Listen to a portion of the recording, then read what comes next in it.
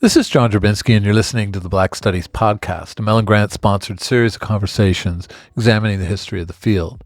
Our conversations engage with a wide range of activists and scholars, senior figures in the field, late doctoral students, and everyone in between, culture workers and political organizers, in order to explore the cultural and political meaning of Black studies as an area of inquiry and its critical methods.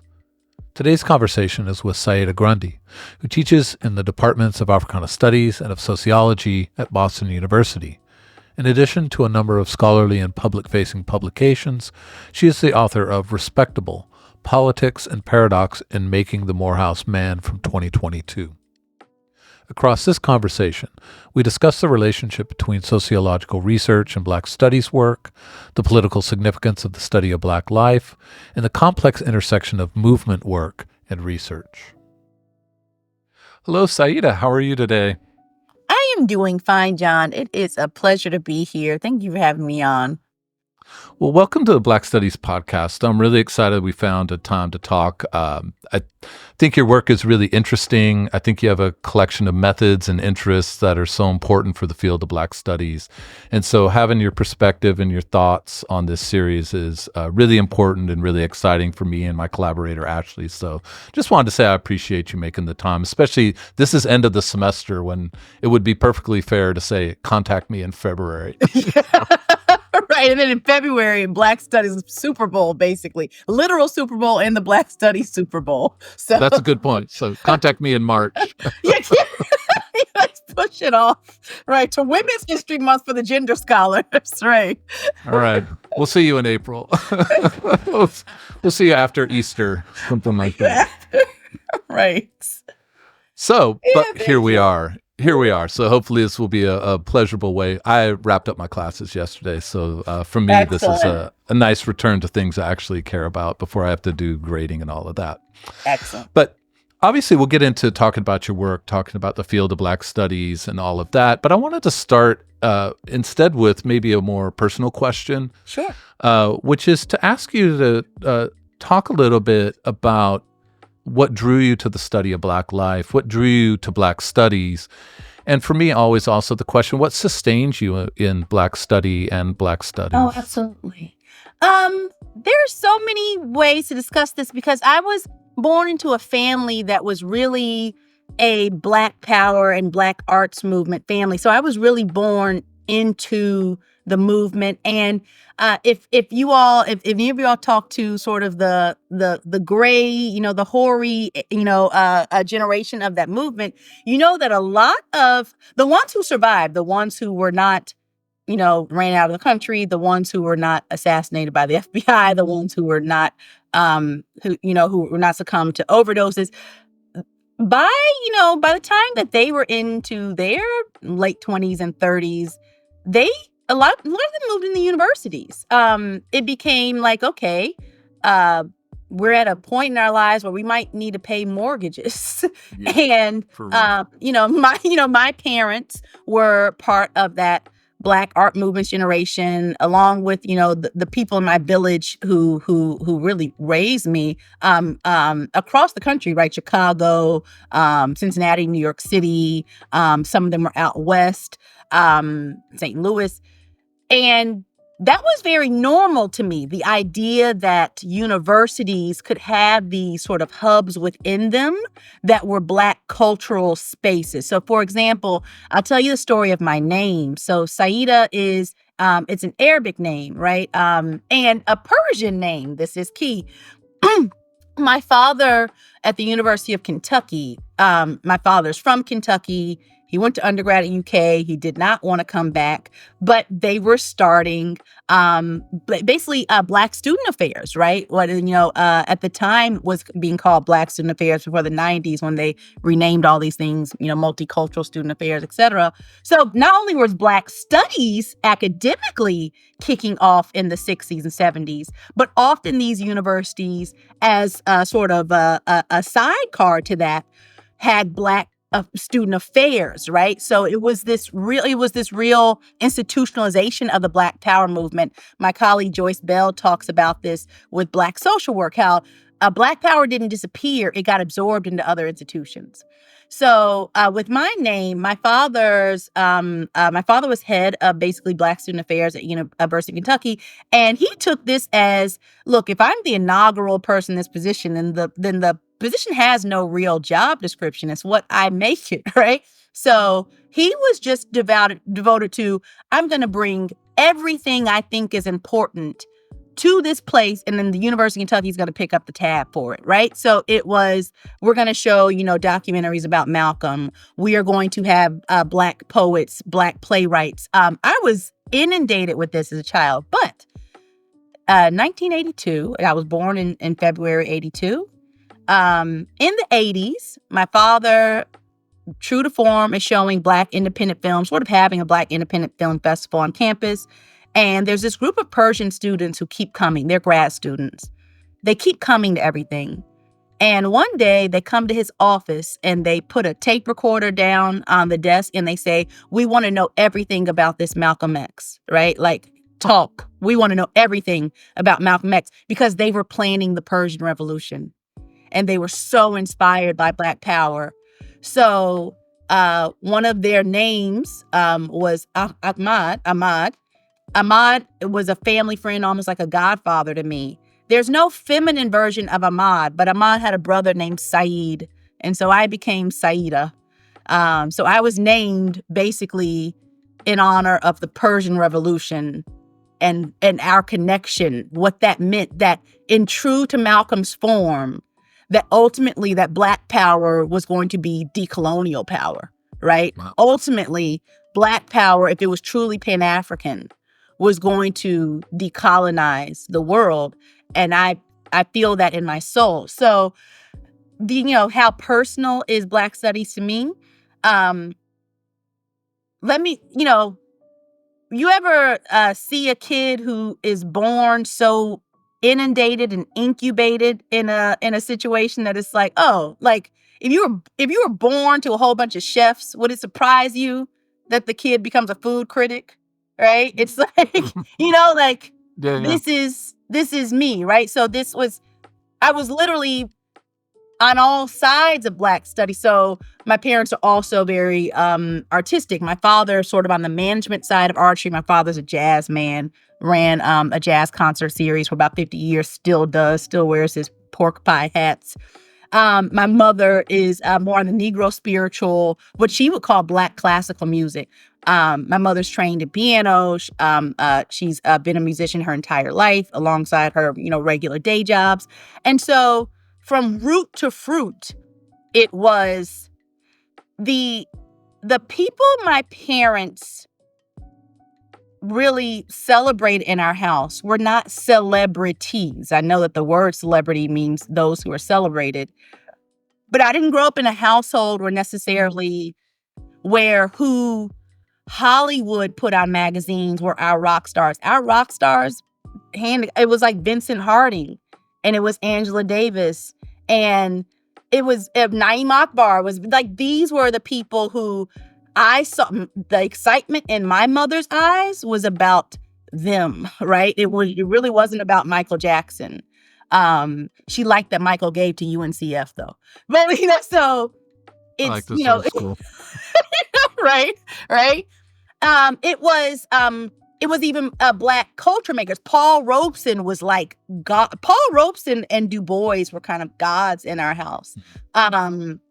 My mother also is literally a child of the civil rights movement. My mother's father was pastor of 16th Street Baptist Church in Birmingham, Alabama, where the bombing happened, where 4 little girls were murdered, right? My mother is a child of the movement who comes into Black power. And really, when she marries my father, brings him into Black power when they were, before they were married, when they were students. And so the people... To be a credit to your race in our household, I kind of call my tribe, I laugh about this, but I call it like a bougie Chagulia, meaning we are highly Afrocentric people who also had some resources because we were university people, right? So we had middle-class resources, but we did not have bourgeoisie Black values in terms of, If you wanted to break my parents' heart, come home and tell them you're going to be a financier or a banker, right? If you wanted to bring shame to our family, tell them you got an internship at Morgan Stanley. Yeah. Right? But if you wanted to see pride in their face, tell them you're a writer, you're a poet, you're a scholar.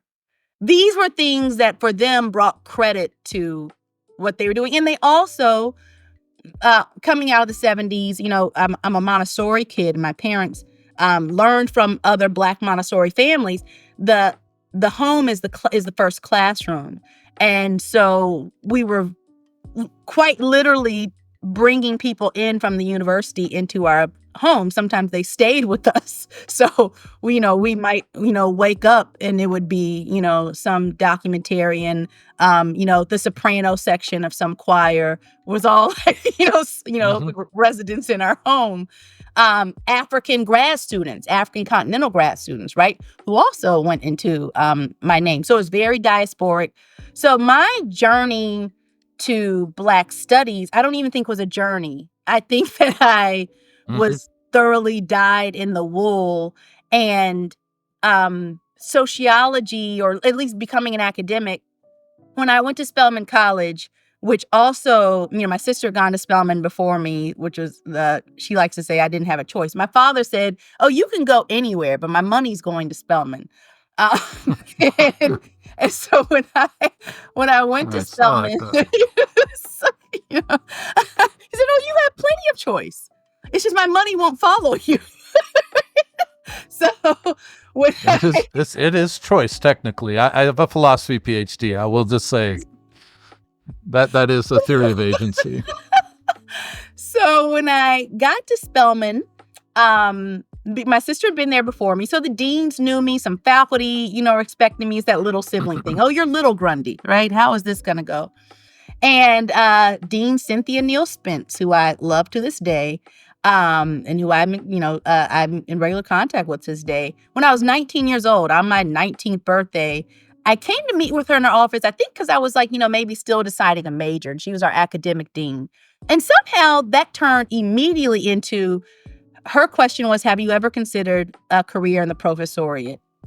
And for me, the answer was not something I've not considered, because, again, I'm raised around all these Black academics, right? Now, I didn't know the business of academia in terms of the actual professionalization of it, but I knew their impact to the people. And that was something where, basically half of my village was university people. That was a thing, right? And so, that was my answer. It's like, well, it's not something you don't have to really sell me on this. This is sort of second nature, but tell me what you mean by this. And she immediately said, "Well, you're going to apply for the Andrew Mellon, UNCF Andrew Mellon Fellowship, this Mellon Mays Fellowship, which just pipelines you from undergraduate to the professoriate," which is what I did. I'm a huge advocate of pipeline programs like that. And that took us, basically from sophomores in college, kind of sent us to nerd camp at Emory, where you learn a lot of the culture of academia so that you're not so much of a cultural outsider. And their whole thing was like, we are going to change the faces of academia and thus change academia. We are going to make sure underrepresented people are academics. And they were very intent on being tenure track academics. It was very important to them. And so the congruence between what I politically was born into, what I culturally was born into, and how I would take that into the professoriate, to me, was never a conflict. This wasn't, in fact, I tell my students, I'm doing the bare minimum for the resources with which I was, endowed.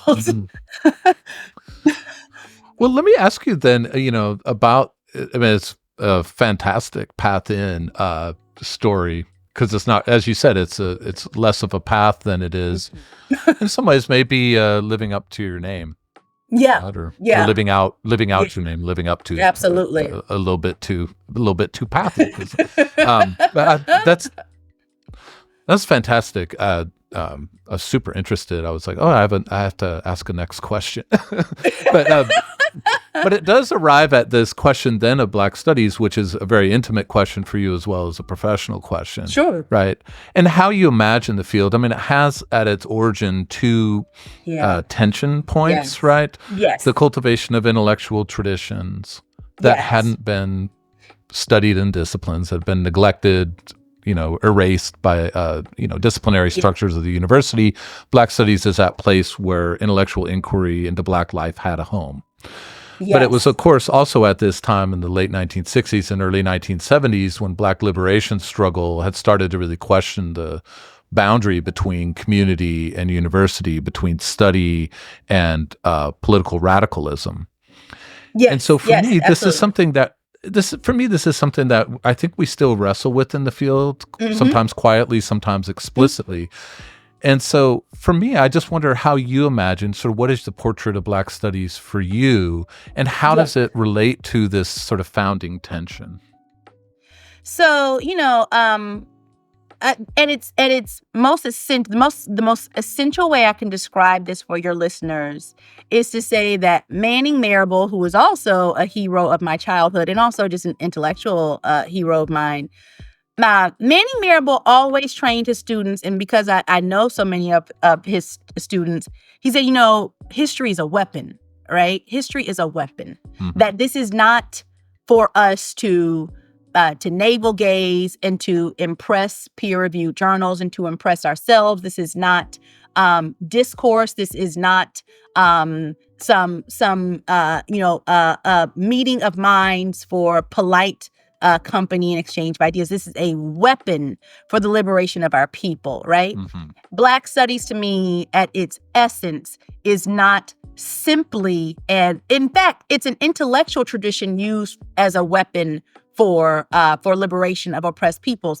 That it has to belong to a profession called academia, I actually consider that is not its home. That's where it exists, right? Its home is with Black people, right? That Black people were doing Black studies before there were ever universities.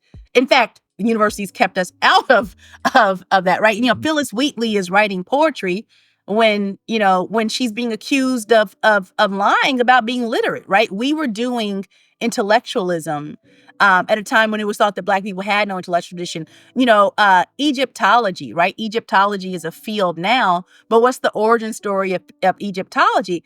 It is Black scholars claiming that Africa has a history, because the consensus amongst historians was that Africa has no history. Yeah. Right? So when I think of, what does it mean for me that it is a weapon? One, so I will take it, from my field. You should also, on your list should be my colleague Earl Wright at Rhodes down in Memphis. Earl Wright has an excellent book about Du Bois's Atlanta school and how that's the birth of sociology, right? And that sociology as before Du Bois, sociology was a highly philosophical endeavor that really didn't have much empirical study to it at all. And perhaps most importantly, it was a conversation between the white planter class in the States and European philosophers about how do we perfect this slavery thing so that it doesn't result in a revolution this time, mm-hmm. right? How do we perfect labor exploitation without this whole Civil War thing? That was kind of bad for business. Is there a way to do this better? Right? Is there a way to do agrarian, slave-based economies better, right? That will still get the same profit yield, but it won't. How do we make this cyclical? I mean, the answer for some was sharecropping, right? So all that to say, Du Bois is really the father of American sociology, but he's also the father of empirical sociology. Earl Wright really goes through what makes Black sociology in that tradition. One thing is that Black sociology is inherently multidisciplinary and interdisciplinary. I say this because I find that in every field, this is the same argument. Charles Hamilton Houston the architect of the civil rights movement. He argued the same thing about Black law, right? He said a civil rights attorney has to be a sociologist, a political scientist, an economist, right? An art historian. That Black legal scholars, civil rights attorneys could not simply be lawyers, right? That there had to be a conversation across all of us using these fields as our weapons. For a Black sociologist, the same, that a Black sociologist really is a misnomer. You're not simply a sociologist. You might use sociological methods. You might use sociological questions. But, even in my book, I consider my book a sociological approach in terms of its methodology to what is a political science question done through a historiographic lens, right? That I really felt as much, beholden to history and poli-sci. Had I just written my book for sociology, it would have been a really disappointing book for me. But Earl Wright also goes on to say that Black sociology always has an intention in terms of it is never simply for the field's approval. It always has an implication, policy implication, social implication, movement implication, et cetera, right? That we don't have the luxury of simply doing this ivory tower thing, that we always have to have implications for what does this mean for Black liberation, right? And we also have to, in many ways, I think Black intellectuals should be standard bearers for what is Black liberation, because we are also the ones who call to task. They're like some of our approaches to Black liberation in the past were only liberatory for some Black people, right? We weren't really talking about Black people. We were talking about, those with power within Black communities. Earl Wright is Black studies always has an obligation to being read by Black people beyond academia, right? Darlene Clark Hines, she tells this really apocryphal tale that I love about when she was at Indiana, and she gets this call just from a Black woman, like a community church mother type.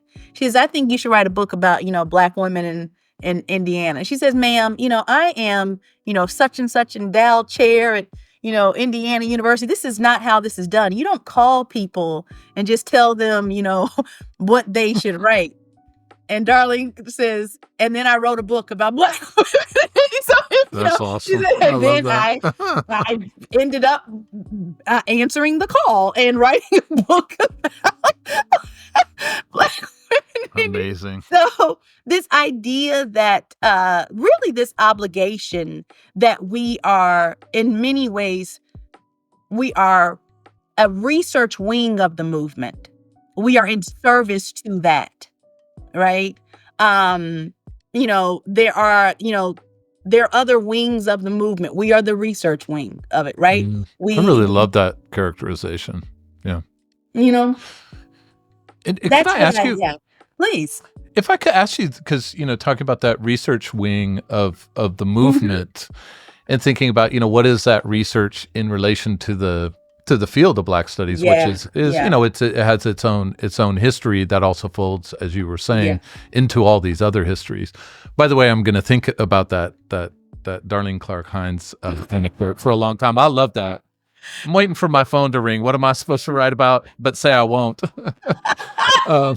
I love it too. But your research is, it has an interesting mix around gender and sexuality studies, cultural history, sociological research. You outlined it really nicely there just a few minutes ago, which I just think produces so many potent insights for anyone who's interested in the study of Black life. And I'm interested, thinking from the context of Black studies as a field, how do you think the kind of work that you're doing and the kind of resources you gather in your work relates to or sort of embedded in the history of Black studies, but also what are the new horizons you think it opens up? Oh, and so I love this question because I felt like in my book, there was so much to eat from across those two, right? So, okay. So one, because my book really I'm a closeted historian. I'm just, waiting on a way to tell my parents, which maybe this is my coming out. I'm really a fake sociologist, right? It's like I'm an accidental sociologist, and I say that because my whole life, I mean, you can go read my teenage diary in which I discuss myself as like, I'm going to be an anthropologist, right? My father had handed me a book by Janetta Cole, and I was like, oh, it was the first time I had read a Black woman's serious academic work, right? Not like, a trade press book, but an actual academic, research manuscript. And I remember having this moment of thinking, oh, that's what I do. Like, that's how I think, right?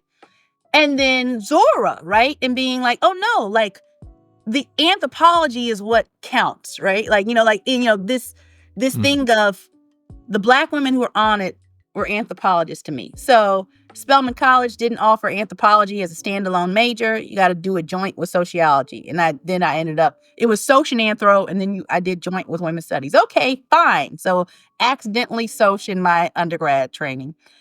Go to University of Michigan, women's studies there, because they wanted their students to get jobs. There was no standalone women's studies degree. You had to joint it with either history, English, psychology, or sociology. I'm like, there's no anthro.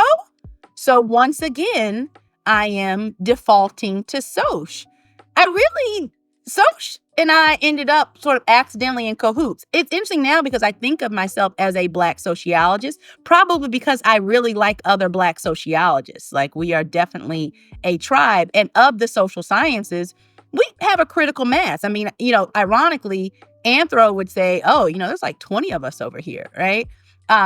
Soc actually is a pretty sizable, long history, and we also get to claim Du Bois. And we fight with the historians over that because Du Bois was trained as a historian, but he's, the father of sociology. Mm-hmm. But we really see ourselves as like having this long history. Now, the anthropologists also have a long history of Black studies.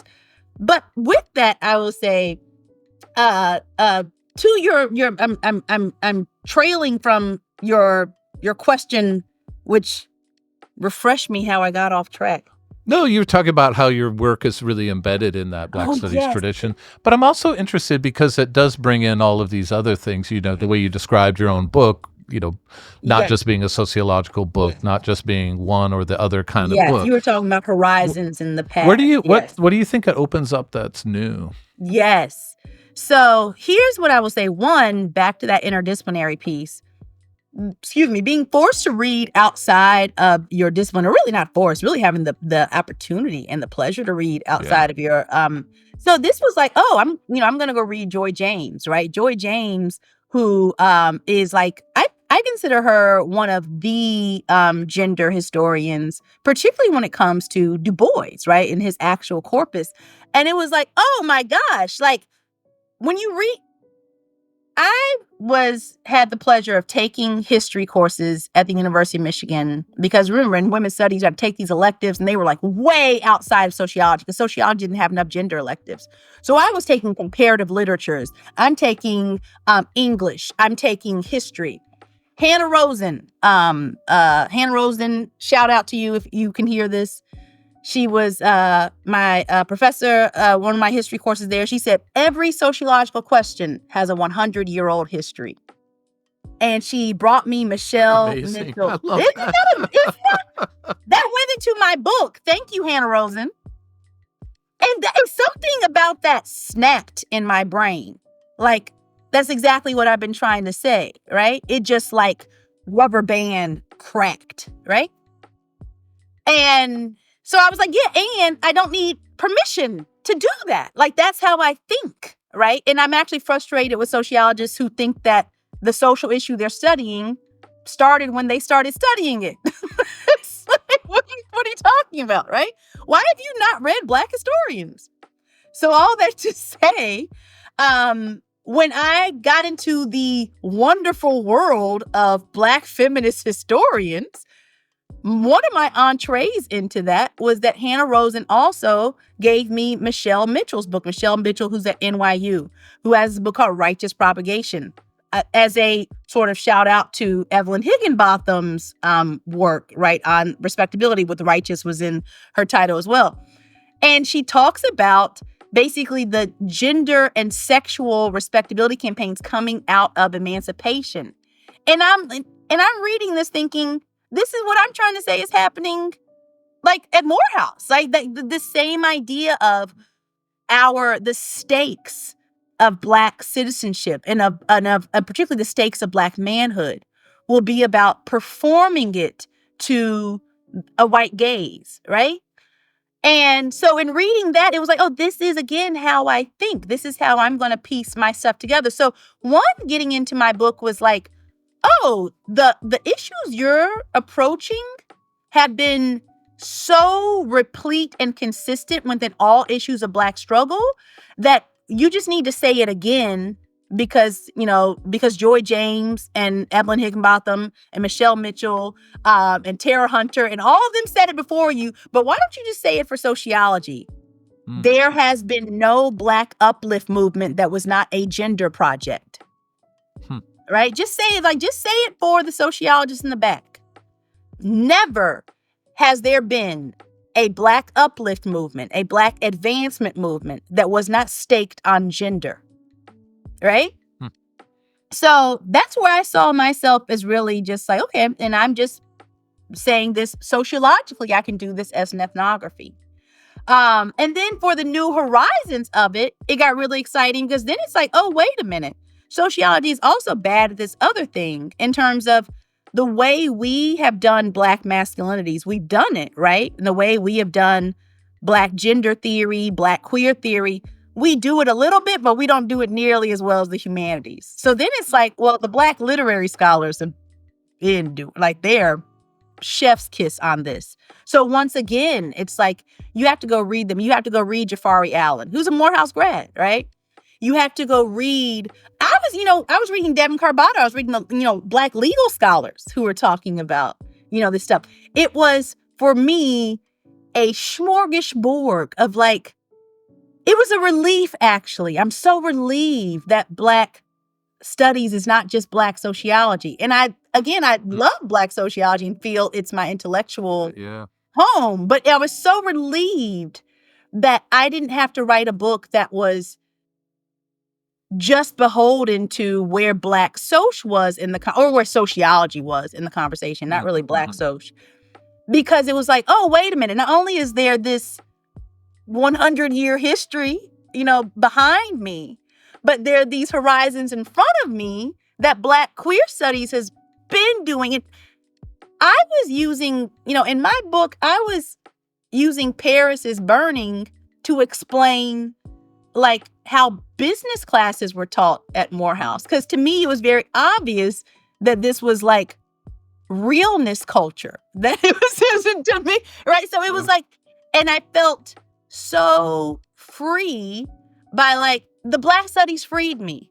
It was, there is nothing I owe to sociology. I said it again and again, and I tell my students this all the time. My book started to unfold for me when I realized it was a Black studies book. And that's to whom I was speaking. That's where I belong. Because essentially what I do and the thrust of my work is I say that race is not just made in the relationship between Black people outside of that Du Boisian veil, beyond the veil, right? Race is not just made in interracial relations. Race is made within the race. And how is it made in the race? It's staked on gender, it's staked on class, it's staked on sexuality.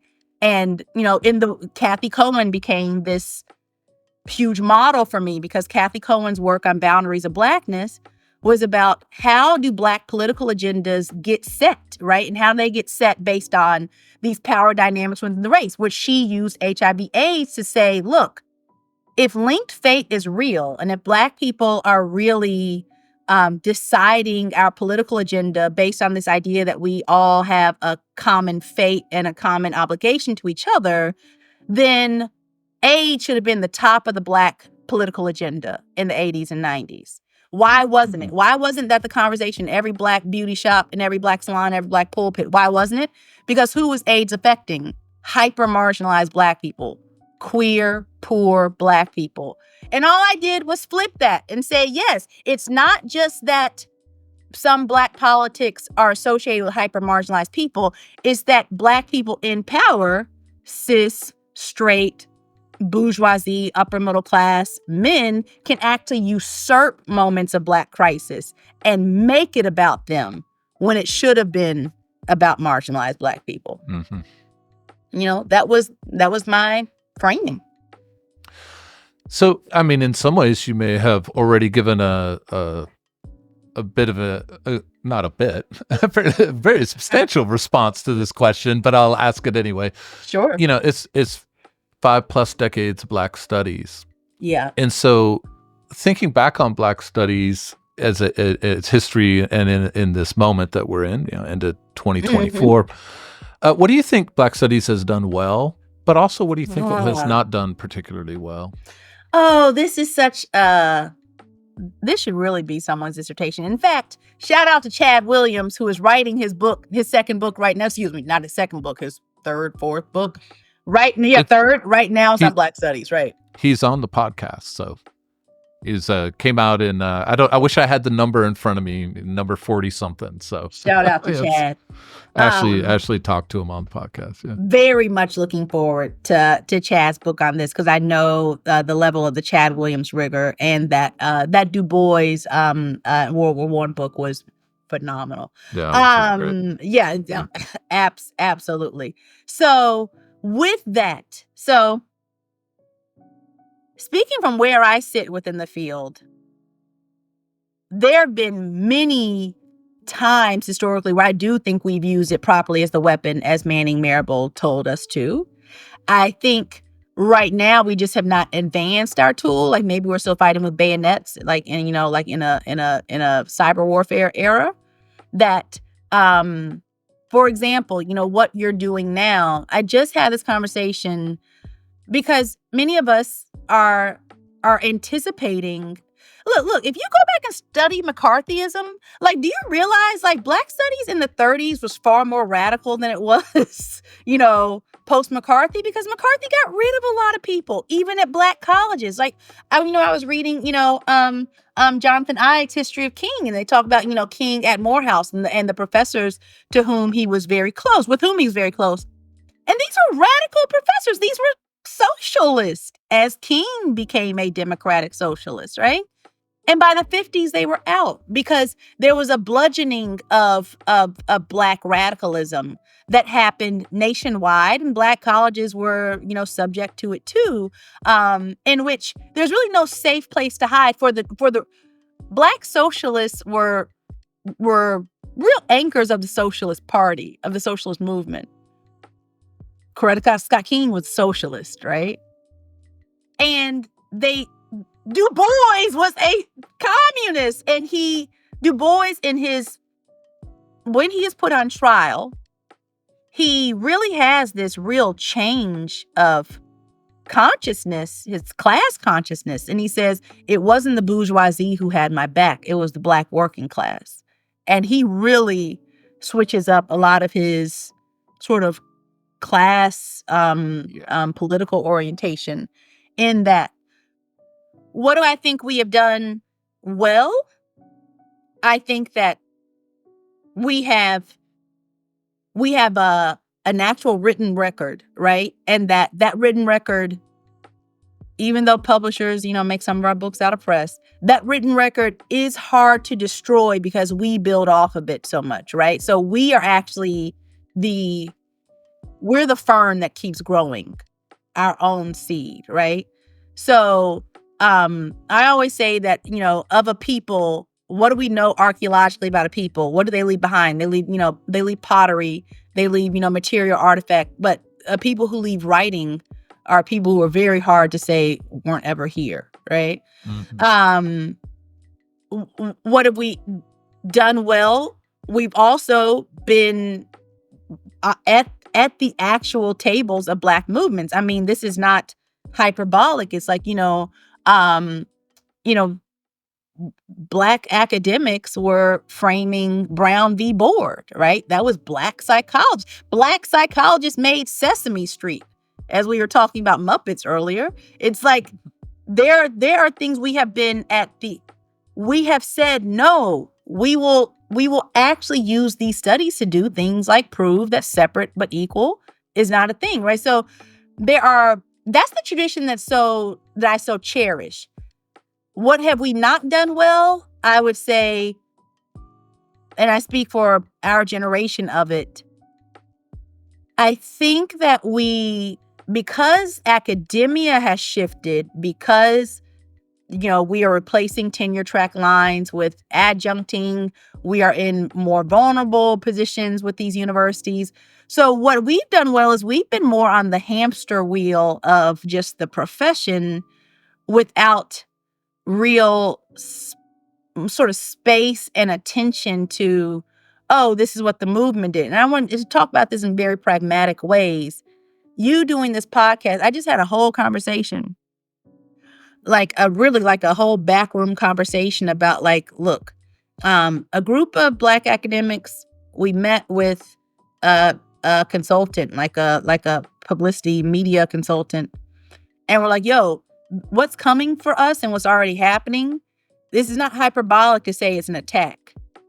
There are powers that be, billionaires, major donors, people who have not only political reach, but literally are friends with, the Chris Rufos and the Stephanics. Like, these people are actually friends. Like, they're at the country club right now talking about how to destroy our fields, right? This is not hyperbole. This is not tinfoil, right? Yeah.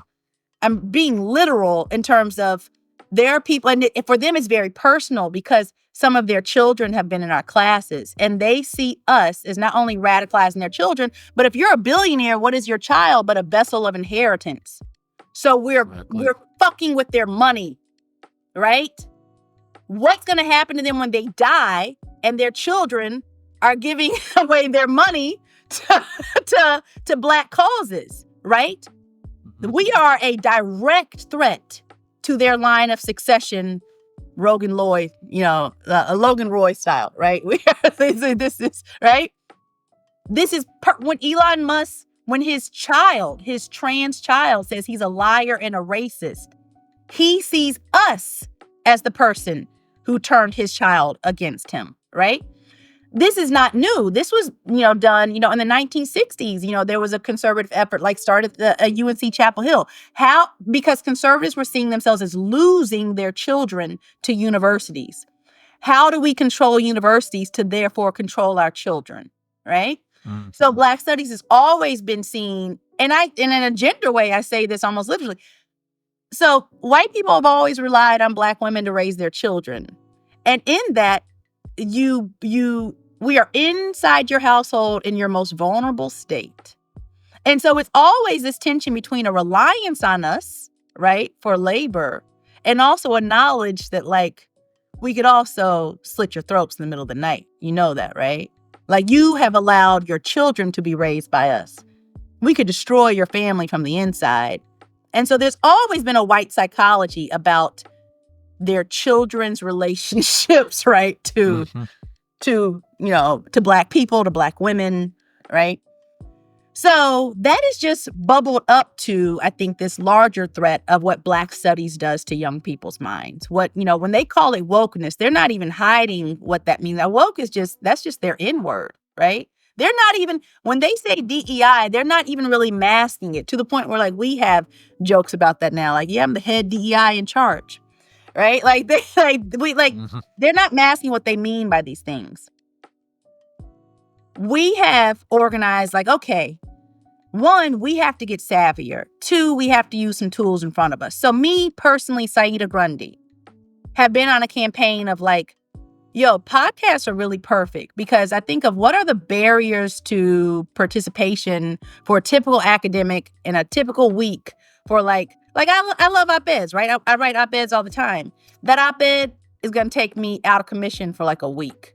It's going to literally, I might pull an all-nighter to get that op-ed at the speed that, the Atlantic or the Guardian wants it.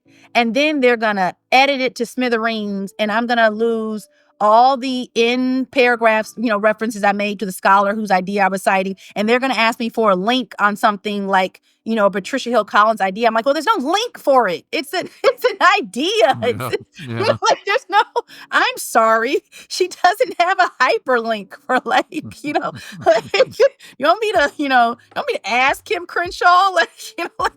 Right? So it's like, that's not how we work. We don't have these sort of perfect links to where on page 56 she used this term and, in the book that was published in 1972. So, right? So one of the conversations that came out of that with the marketer, when I asked her, I said, are there media, literal forms of media that academics are not using? And she says, podcasts. Her face lit up. She said, I'm so glad you asked this. Podcast, because they are long form, like academics right? We like things we like things. If I talk to a Globe reporter, I might talk to them for an hour.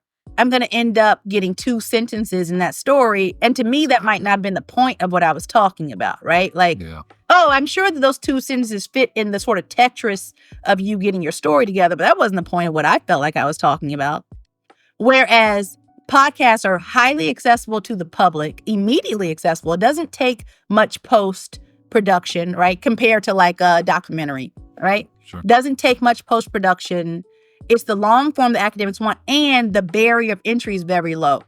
Tell us to show up and we can talk about this subject for probably an hour. And that's what, if we do nothing else, we can talk impromptu about a Jeopardy wheel of subjects. I think that's what PhD stands for, actually. Some Latin phrase for can talk for an hour about whatever the fuck you have to. It's really true. Right. I ask questions here. I'm not the guest, but believe me, my podcast would not be coming in under 115 minutes. So. Exactly. And so I really thought of that. It's like, oh, well, that's what I can do. Saida Grundy, can do that. I know podcasters, right? It's like, I've worked with Black podcasters. How about we just say, yo, here's our basically mini press release to you guys. We got this little conglomerate over here. Cabal is what, a Bill Ackman might call it. We got this conglomerate over here of some Black scholars across, we're mostly New England. So it's like, we got Harvard, we got Tufts, we got, Yale's in the house, BU's in the house, BC's in the house. And here's what we do, right? Here's who we are. Here's like what our book titles are. Here's little blurbs about what we do. And we're ready to hit you any given day when any given headline comes out. Here's our blurb about our response to this. Which one of us do you want on, right? And again, in the spirit of Charles Hamilton Houston, of like, when Charles Hamilton Houston is preparing to destroy Plessy v. Ferguson, he's calling firsthand on Black academics, right? It's like, we cannot work in silos with other. That's what we've done poorly as Black academics. We've worked in a silo and not with Black people. The Black engineers need us, right? The Black attorneys need us, and they're very organized. Black medicine needs us. Why haven't we learned from them? Like, for example, one of my favorite organizations, NABJ. I look at the National Association of Black Journalists all the time, and I've gone to their conferences and been like, oh my God, this is like so much huger than any, Black, academic conference I've ever been to. Even our main sociology conference, it was larger. And I just think of like how literally they become headlines. Well, one, because they're also journalists, so they're shit. So they've written about it. Yeah. Like when Trump was there, that was a first page story, right? And the discord that caused within the organization became front page news, right? I think about how organized they were in response to that, though. And I think, Black academics should not be in any silo from Black journalists. I'll say first thing, sociology and journalism are very much cousins. In fact, there's often been a conversation like, well, is sociology slow journalism, or is journalism fast sociology, right? We're very interrelated. What they don't have is methodology in the same way, or theory. Mm-hmm. So they write a book about, the '08 crash and it comes out in '09. We write a book about the '08 crash, comes out 2028. Yeah, You know? seriously. know? No, that's So, and that's a laugh to keep from crying comment, because for real, that's bad. so that's part of how the cousins are different. But I always think about, shouldn't there be an interrelationship between those two fields in the way that, so for, the Chicago Defender, the newspaper, the reason that we talk about Emmett Till, the reason that we talk about lynching, is the Chicago Defender made sure that was front page, right? They were telling the news from down south, because Black people in Chicago were from down south. They were carrying news with them. The Black Pullman porters carrying news with them. And they pushed the Black agenda that way. That this is what we are going to talk about, like this lynching thing. That meant that Drake and Caton, and that meant that, that all these Black social scientists had that as top of their agenda as well. That to me it speaks organically to the interreliance we have on other Black professions, other Black organized space. We're not the only ones who are a wing of this movement, and we have to be talking to the other wings. Organized in talking to the other wings. So I mean, that was so much for people listening to think about and talk about in what you said. So thank you. It's really thoughtful and super interesting.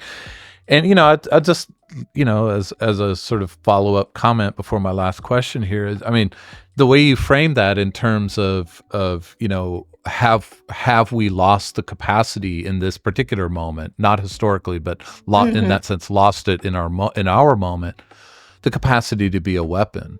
And I think about I really match this with so many of the conversations I've had and Ashley's had in this series, where a lot of us, meaning Black studies scholars and professors, talk about wanting to be a disturbance in the university, right? Want to be a disruptive presence in the university. But that is not the same as a weapon, because after disturbance comes combat, and out of combat comes a matching of weapons.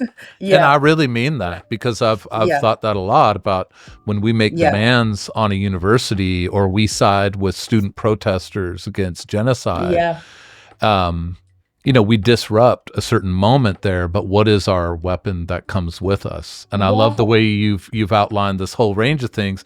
That's not just, hey, here I'm in Tallaferro Hall on the the northwest side of the building, but really about these connections between Black studies as an expansive project, and the link to journalists is huge. I mean, journalism, podcasts, Black studies. There's a real meeting point there. And maybe absolutely. And maybe that actually, again, on the one hand, you've answered this question a few different ways, which has been what's been really exciting about this conversation. But I'll go ahead and ask it as a last question and a sort of way to wrap up, which is just to spotlight you. What do you think in this moment, as people interested in the study of Black life, as Black studies scholars? What's the thing you think we should be thinking about? What's the question you think we should all be asking? I'll tell you what I've learned in the past couple of years. So after George Floyd, it was an interesting moment, not just for the movement, but for the co-optation of the movement. And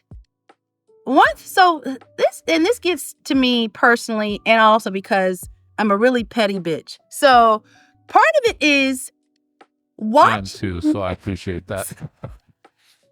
I try to act like I'm above it, but anybody who knows me is just like, that's you, John. Michelle Obama kept talking about going high. I'm like, no, some of us have to stay low, because some of us have to be able to attack the ankles. We do this so y'all can fly high, but I'm taking them out the knees, right? So good.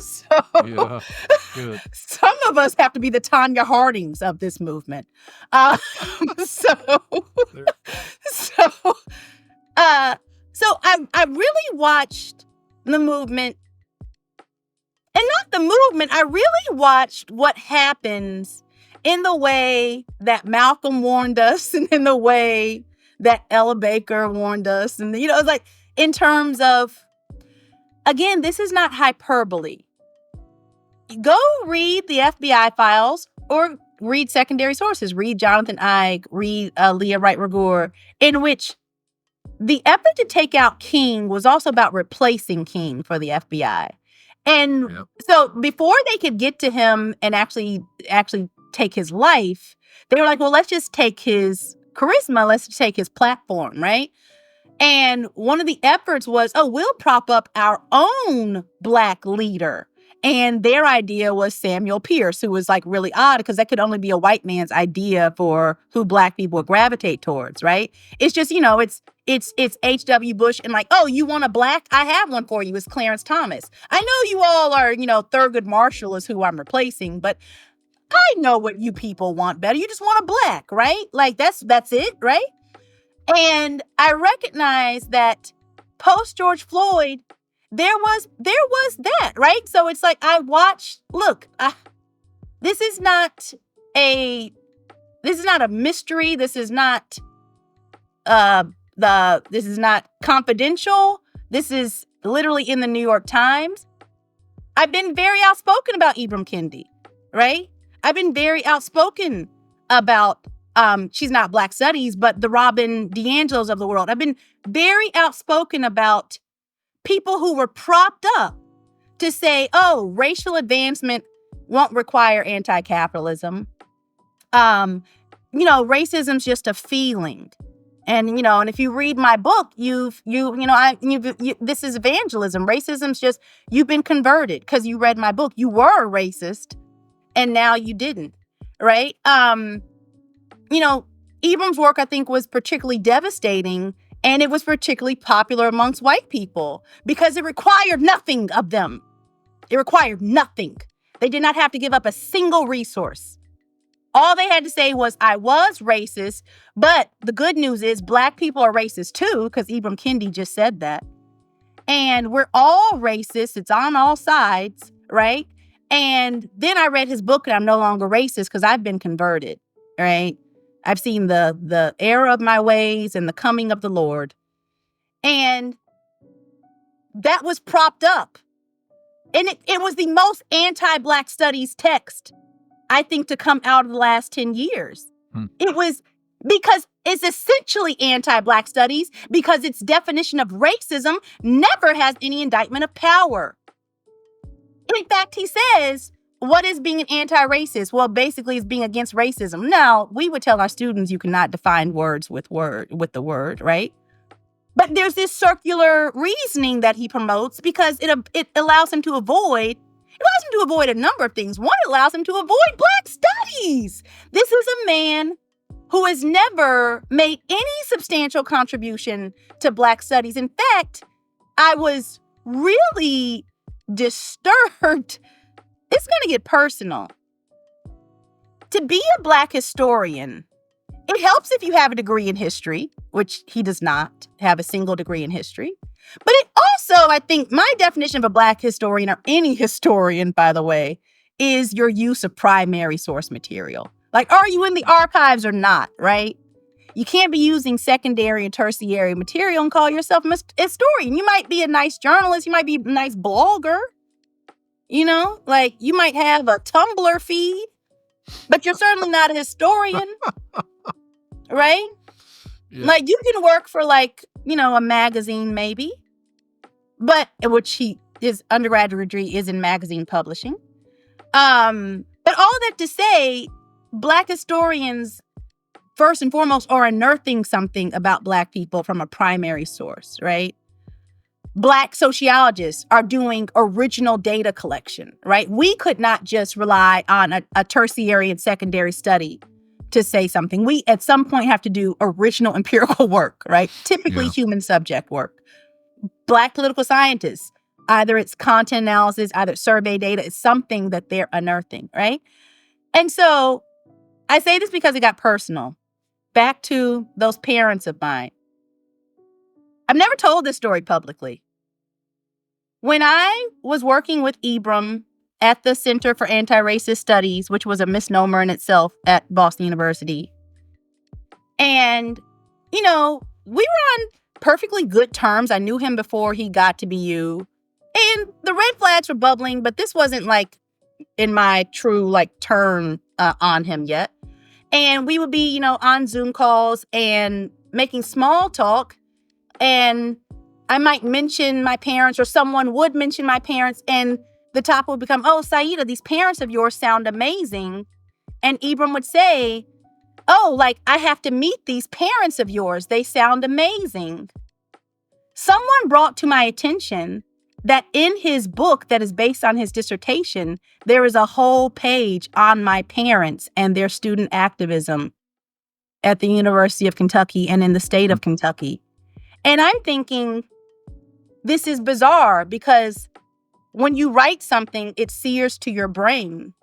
And if you told me something about something in my book, I probably wouldn't be able to tell you the page number, but I would know it was in my book because that becomes my palm print. It's I know the back of my hand, right? I know my book.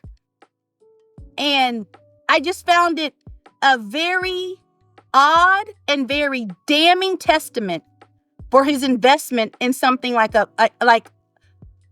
to claim to be a scholar of Black student movements, which he claimed to be at first. And you don't apparently know who was in your own book as their child sits in front of you with their same last name from the state of Kentucky, which is not exactly known for a high population of Black people named Grundy. And you couldn't put those two things together. To me, it shows a very, very tenuous relationship to the subject. And I think, that's why you're selling books now that call babies racist. Because you had to water down Black intellectualism, because to him it just became a product to sell. I'm going to write a book called, his book, called Good Night Racism. I've never understood that book. One, because in just basic grammar, in the direct object, is the kid named racism or is the moon racist? That's the first question. But I also never understood. Theoretically, it's actually interesting, the idea that what illuminates the night sky is racist. But anyway. That's also a theoretical. See, you're the philosopher. So it's is racism setting the stars ablaze? In that case, do we kind of need racism? It's apparently the Tahitians did when they were charting the seas. Racism apparently brought global migration together, because we've been needing those. So all of that to say, I realize that post George Floyd, the Googles of the world and the Facebooks, et cetera, when they were inviting people to speak, you were only invited if you, for example, never brought up union organizing, right? Sure, of course. And now we know, sociologists have told us this, that people in unions, members of unions, are more likely to support racial justice policies because they see themselves interconnected to the people in their union, right? So there's a direct correlation between union membership and racial justice movements. It always has been. And yet the way to get, to Facebook and to get your $85,000 in honoraria is to make sure that you never make that connection. And I think about how there have been so many points in the movement where who was given a microphone, who was upheld were people who would actually usurp the movement with often Black or progressive faces, right? So Ibram looks the part. He looks like what a white liberal would think a Black professor looks like. But Black academics know a fraud when we see one, right? Because we know there's nothing in that work. It's that is one thing I think Black academics have done well. We still have a bar. And we have not compromised that bar because we see ourselves as having to uphold that bar. We see ourselves having to reach that bar in our own training. we're beholding to our advisors, we're beholding to a tradition. We still have a bar. And I have no problem with gatekeeping that bar. What else is it? What else is the field beyond standards? Yeah. Well, I really like this as a, what should we all be asking? I mean, what I'm hearing like across this podcast, but really in this moment is we should all be asking, how is it possible to have our non-fraudulent people up? Yeah. Yeah. That's a tough question. And I mean, it really is. If people walk away from this podcast with that, I think, there's a lot, because every whether it's activist group or academics or artists, it's unfortunately a persistent question, but it really is. Yeah.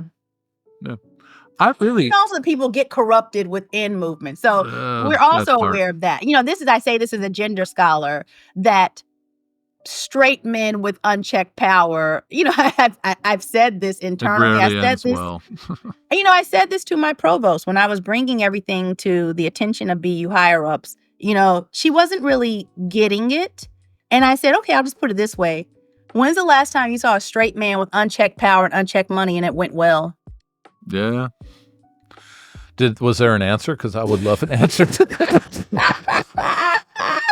It's like, just tell me how that recipe bakes for you.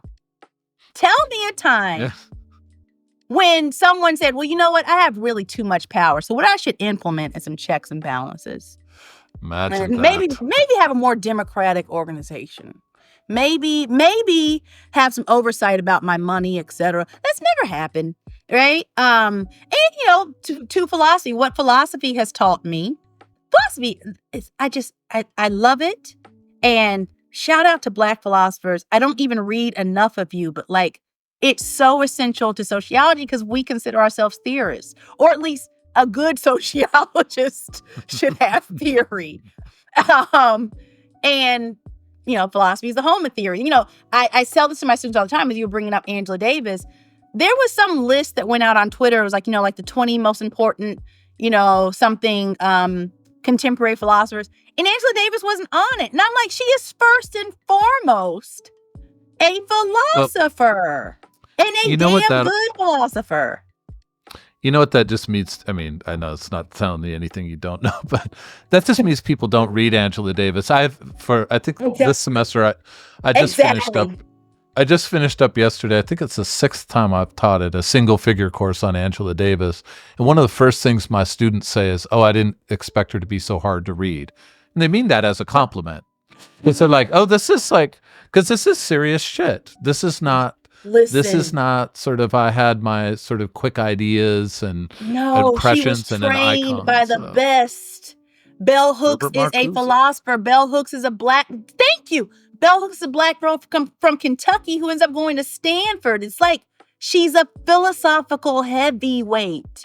It's like now her trade books might be things that people like on their coffee tables, or in Bell Hooks is a very much it's like Nina Simone. It's like one of these names that my students feel like they need to know. But I'm like, do you know Audre Lorde and Bell Hooks and Angela Davis? These are philosophers, right? And they're not only entering a space in which says, well, who's important are literally dead white Germans and a few dead because philosophy, here's our diversity. There's French dead white guys too. Like, what do you mean we're not diverse? There's dead French and German white guys. and I will say, there's a Dutch one in there. What are you talking about? I really like this as a space to close out our podcast. And I will say, one of the dead white Germans thought that his most special student was Angela Davis. Absolutely. And that's not unimportant.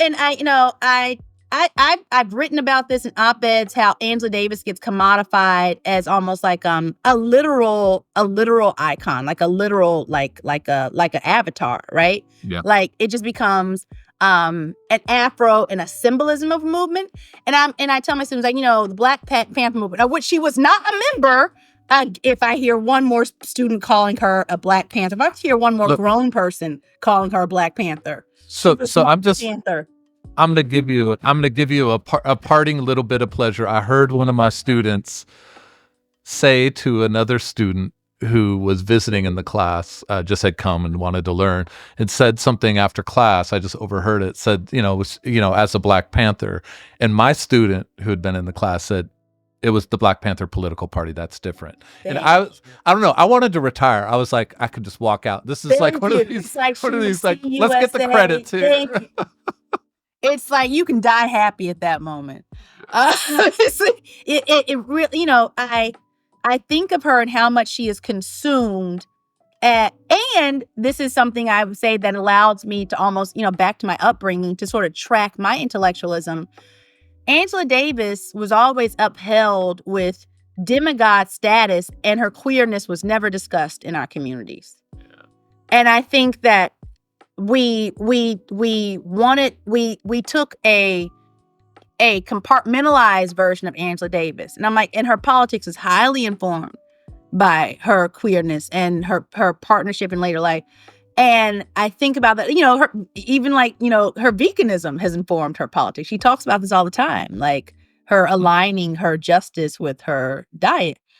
And I think about this all the time in terms of being a Black gender scholar. And even when we uphold Black, again, credits to their race, these Black icons, it's like we don't talk about James Baldwin as queer. We just want him to be a Black male. And I'm like, well, the queerness is pretty front and center there. That's a hard one to get around. It's like, that was how he knew half of these people. It's like, these were circles. These are queer circles, yeah. Right?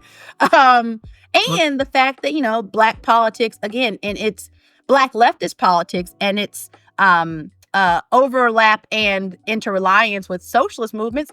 Well, who were the original socialists? It's a bunch of poets and beatniks and artists, yeah. And it's pretty freaking queer. So, I mean, look, if this all brings us to a concluding moment of part of what we all should be thinking about in the study of Black life is the life part. Yes, absolutely. That has an absolute richness to it. So, Saida, this has been fantastic. I just want to say I appreciate your time. I was excited to talk, and this is going to be such a wonderful contribution to the series. No, I appreciate it. And I really appreciate your time, but also your thoughtfulness and your challenges that you bring to us around this. If we're going to detonate a bomb inside of academia and inside of a far-right society, we better also have a manifold of weapons. And I love that. Thank arsenal. You. Yes. Stockpile. All right. Well, you have a great rest of your day. Thank you so much. Thank you, dear. All right. Good talking to you, John. I'm not closing this out, by the way. Down. All right. All right. Good Sounds talking good. to you, dear. Bye. Bye-bye.